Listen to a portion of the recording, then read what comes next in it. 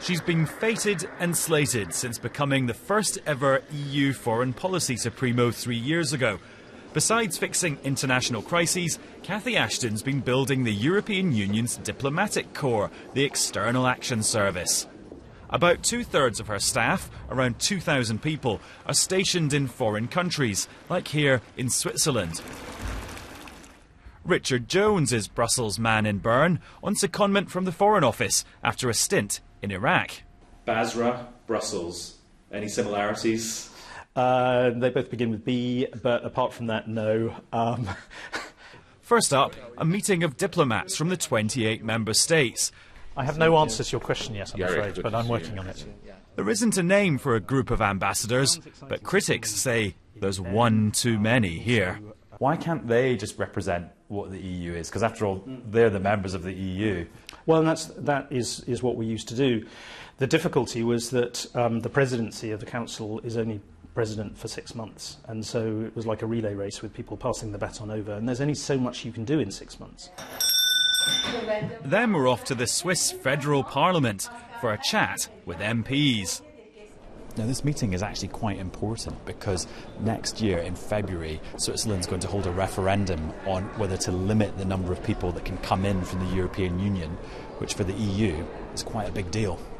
We really, really respect Swiss sovereignty and their independent decision making, and I don't want to interfere in that. But on the other hand, as I say, this is an important issue for the European Union, and it's an important part of our relationship. And I see my job here really as being to set out the facts as we see them, and the arguments which perhaps they wouldn't hear if we didn't have a delegation here to explain. So you're not trying to win them round? Well, I mean, it's not my job to do that. So if that's the EU's relations with one country, here's where they have them with the whole world. This is the headquarters of the UN in Geneva.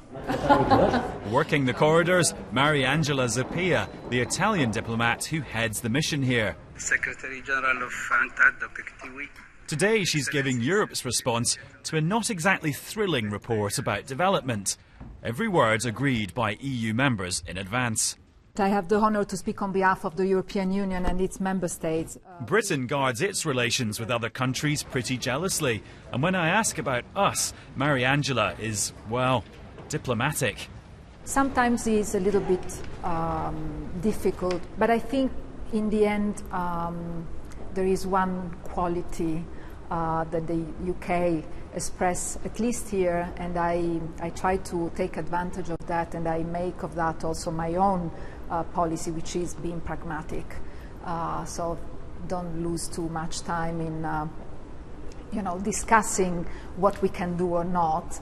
Let's just see where is the final objective, and let's try to reach that in the way that is possible and possibly practical. Ah, practicalities. Even the cheerleaders for the External Action Service admit it's been plagued with teething troubles, from admin issues to turf wars with other bits of the EU. So what's it really like working for it? Do you go to lots of cocktail parties? Yes, not only cocktail parties, a lot of dinners. So my evenings very often are in dinners, but this is work. So I read in Debrets that you're meant to call an ambassador Your Excellency. Do I have to call you that? No, you don't. You call me Richard. Okay. Your Excellency, I turn around and try to see where the other ambassador is, but yeah. Do you get a diplomatic passport, which means you can jump the queue at the airport? Well, I had the diplomatic passport before, so that's... you don't jump the queue at the airport. It depends in which airports, but I know. Do you get let off parking fines because you've got a diplomatic passport? Absolutely not. I paid my last speeding fine yesterday. Glad to hear it. Anyway, you've got a meeting to go to. Right, let's go.